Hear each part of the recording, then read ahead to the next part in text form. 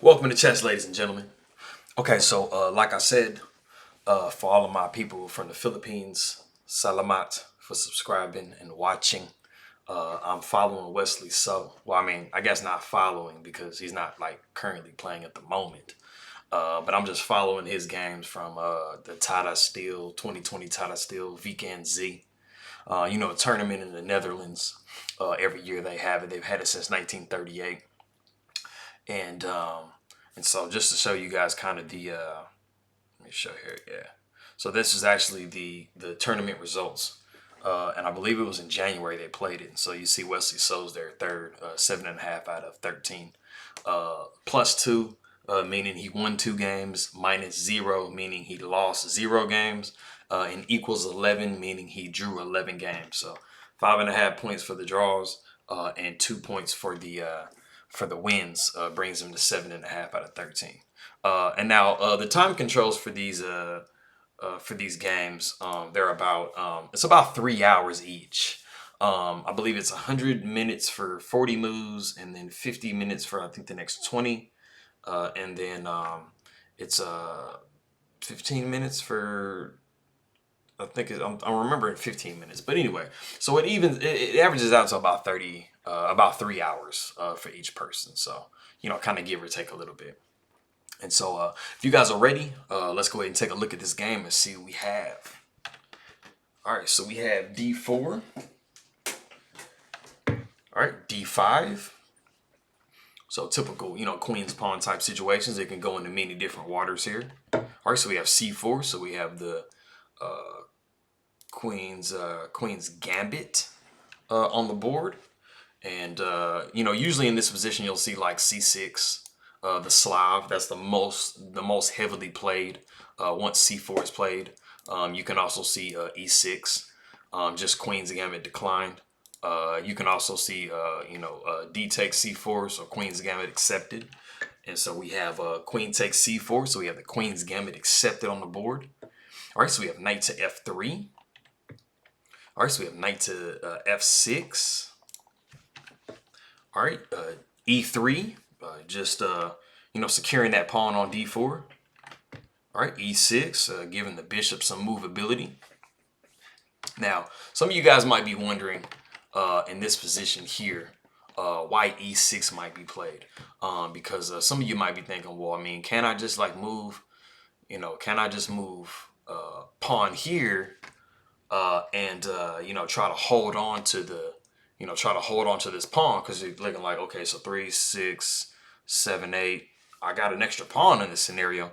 A lot of times when you have these types of situations occur, it won't really be a true pawn. You'll have situations where like you can move like pawn here, and then it's kind of hard to hold it. And then you just kind of have a situation where you're like underdeveloped and you've opened up your position quite a bit. So more often than not, that is a situation that you don't want to get yourself in. You don't want to be making a bunch of pawn moves before you've developed your pieces. So E6 is definitely a good way to go. All right, so we have bishop takes C4. All right, C5, just trying to chip away at that center white has established here. So we just have castles by white. All right, so we have A6, and clearly the intent is to play B5 and try to, knock this bishop away. See what its intentions are. All right, so we have B3. All right, C takes D4, Knight takes D4. Get that arrow off of there. Bam. All right, so we have bishop to E7, just getting prepared to castle here. Which is always something that you wanna do. You see white's already castled, so we're good to go there. All right, bishop to B2. Just further developing our pieces here. All right, so we have castles for black and bishop back to E2. It looks kind of funny, retreating the bishop to E2, but that's actually the #1 move by the computer. And some ideas with that, maybe, you might want to play like bishop F3, attack this diagonal, try to make it hard for black to try to develop this bishop here.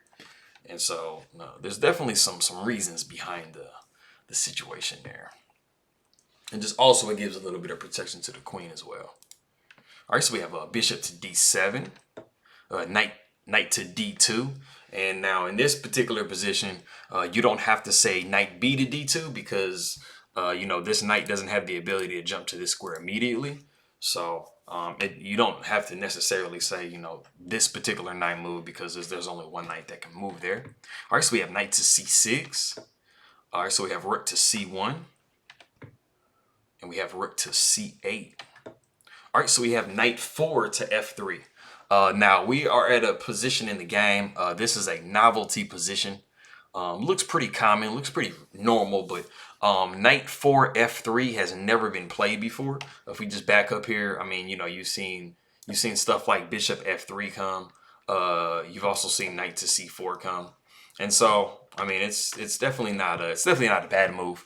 It's just you know, it's the first time it's been played, so we're in a brand new position here. So we're back here to the, let's move this down. All right, cool. All right, so we have b5. We're just trying to make some, you know, some expansion on the queen side. All right, a3, just trying to stop the expansion. All right, so we have queen to b6, rook to c2. You know, anticipating at some point, you know, the queen being able to move off that bank rank and maybe double on the c file there. All right, so we have e5, trying to put a question to this knight here with this pawn push here, right there. And so we have bishop to d3, just you know, double attacking the e4 square and getting you know, making it hard for that e4 push to come. All right, rook. We have rook f to d8. And so if queen e2, just move, you know, like I said before, guys, like, you know, anytime you have a rook, or yeah, anytime you probably have a rook or any piece that's, you know, directly opposing a stronger piece. So like sometimes it'll be your king, sometimes it'll be your queen. It's always a good idea to move off of that file because, you know, like I was saying in one of my previous videos, you know, let's say the queen does stay here and stuff like that. I mean, you know, you can imagine at some point maybe these pieces moving out of the way. And then there's a direct attack against your queen. So, you know, queen e2 definitely gets the queen off of those lines. Gets her a little bit safe. And plus, like I said before, you know, you're going to want to try to move that rook over to c1 and start to, you know, put some pressure on this c file here. All right, so we have bishop to g4, trying to pin that knight down there. All right, so we have rook f to c1. And so, like I said before, guys, we're just trying to take over complete control of this file here and trade on our terms. All right, so we have knight to a7, trying to force the issue, saying, hey, you know, I want your rooks off that line, because I mean, you can't really keep having the rooks just like dominating that file. So you got to try to, you know, contest them in some kind of way. And knight to a7 does that. All right, so we have rook takes c8, rook takes c8, rook takes c8, and knight takes c8. All right, and so we're putting a question to this bishop here on g4. You know, what do you want to do? Do you want to trade off? You want to retreat back? You know, let's answer that question there. All right, so the bishop takes on f3. All right, so we have queen takes on f3. And so we're just adding basically the utmost on this square here. Like there's no chance ever that you're pushing that pawn. Ever. All right, so we have queen to d8, trying to attack the bishop there. So queen back to e2. All right, so we have queen to d5, trying to add a little pressure onto this square here. And trying to see if we can't push this pawn here. Always trying to push that e-pawn. All right, so we have bishop to c2, just sidestepping any issues with this pawn push and just double protecting that pawn there. So there's no issues going on. All right, so we have knight to d6, and then we have queen to d3. Trying to see if we can't get a trade of the queens here. And so Firouzja obliges, says, we'll go ahead and trade. You know, we'll trade that down. Not seeing anything really particularly wrong with trading it down. So we have, you know, queen takes d3, bishop takes d3. All right, so we have knight to d7. All right, g4. Now, normally, I mean, you're not trying to move the pawns in front of your king like that, but, you know, with the queens off the board, like I said before, guys, you know, there's a lot more safety in these types of positions. And then this is when you want to start moving your king into, you know, better positions and stuff. So, you know, these pawn moves and stuff, you know, they're not as damaging to the protection of the king. You know, if a queen was on the board or rooks are on the board, you know, it's a lot more dangerous for that to happen. But you know, it's all good in these stages of the game because we're getting. You can consider this an end game. It's kind of like a late middle game, early end game situation. So you're definitely clear of a lot of the the tactics that are involved when you have the major pieces on the board and stuff like that.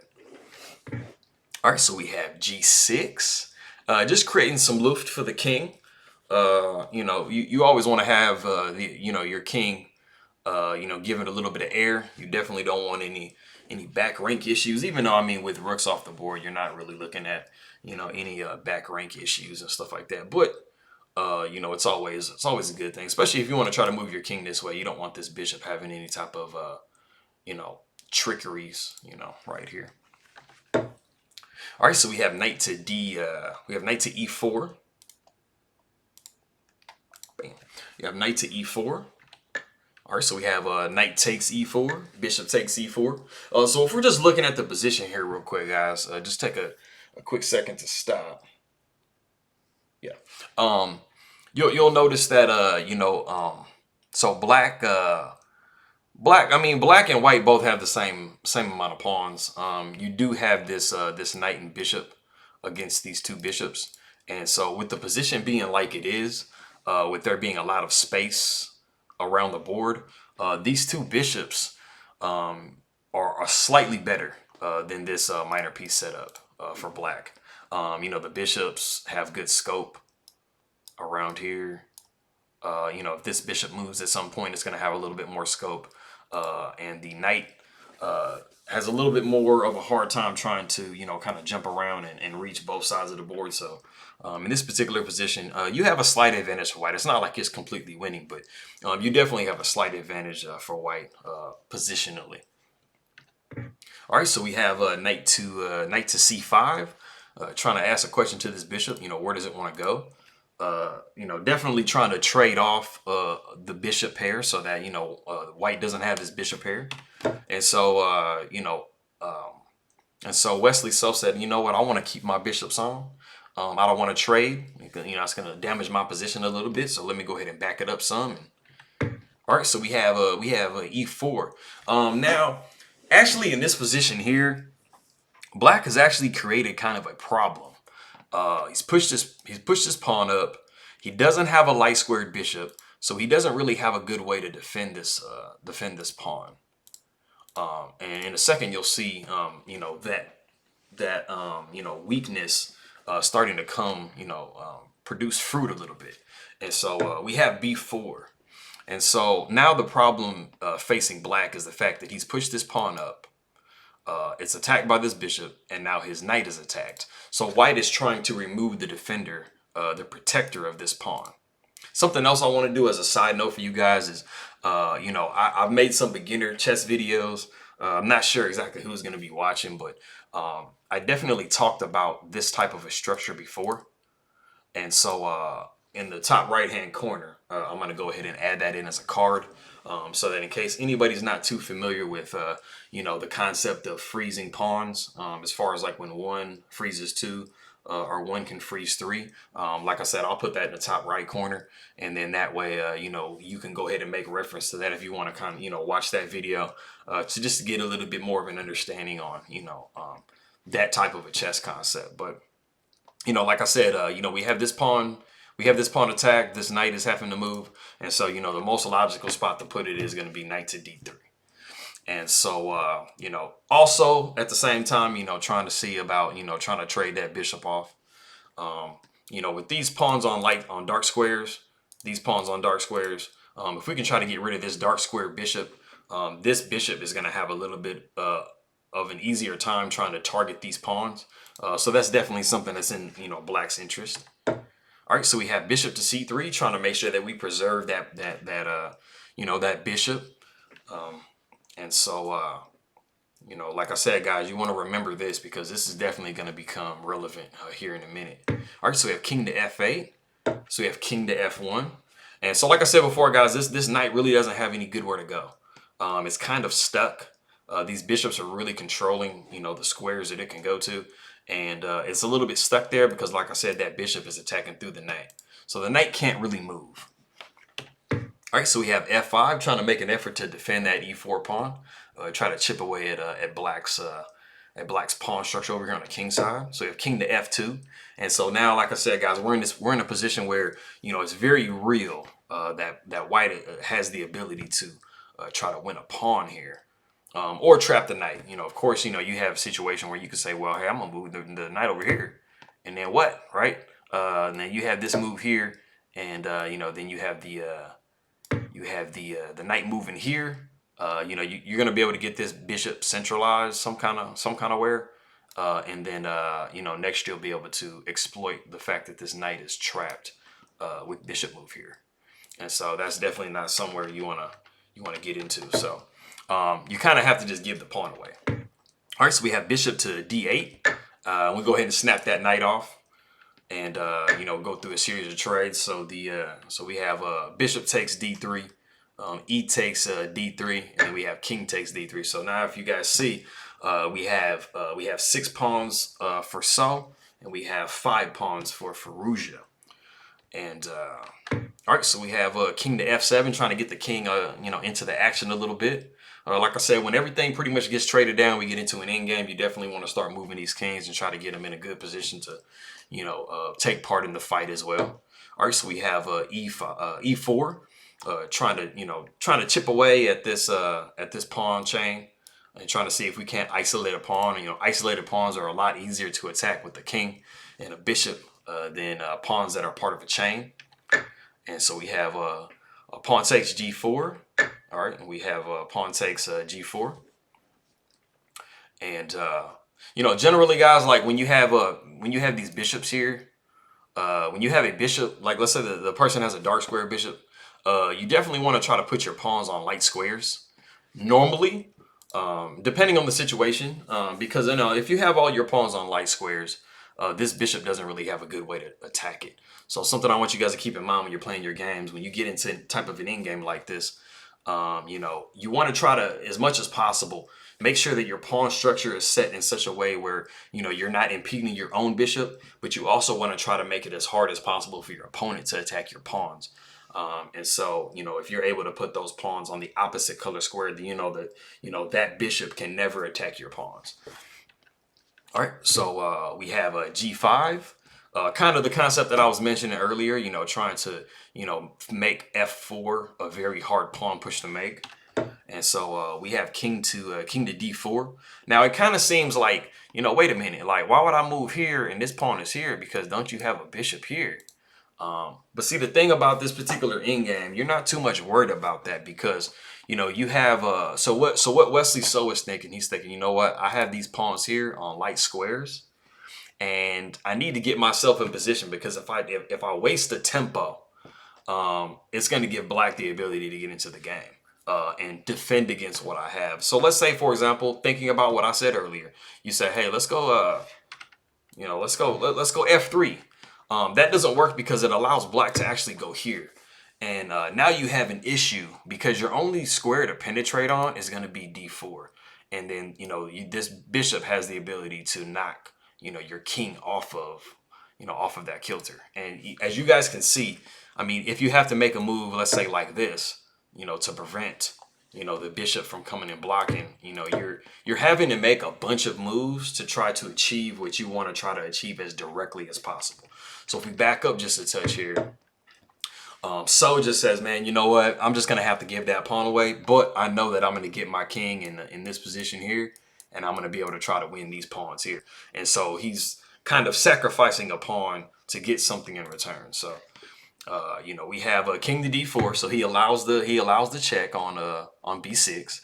We have king to d5, and so like I said before, guys, he's preventing this king from coming here, and he's giving a pawn away to get himself in a good position here. All right, so we have bishop takes f2, king to c6, and so like I said before, there's not really a way that black is going to be able to defend these pawns, you know, all the way. And so you know, white is still up a pawn here, so we have king to e6, trying to oppose the king. All right, king to b7. All right, so we have king to d7, and king takes a6. All right, and king to c6. And so what black's hope was is to try to mimic and always keep the opposition from white so that he can try to come over and defend this pawn here. Because, you know, if this pawn drops, these pawns are just home free, and it's just a completely landslide victory. All right, so we have e5. So basically what white's plan is to try to deflect the king away so that he can try to, you know, munch on that b5 pawn. And so, you know, in this position, we have 4 pawns for So, and we have 3 pawns for Firouzja. So Firouzja is trying to desperately defend this type of position here with same color bishops. All right, so we have bishop to e3.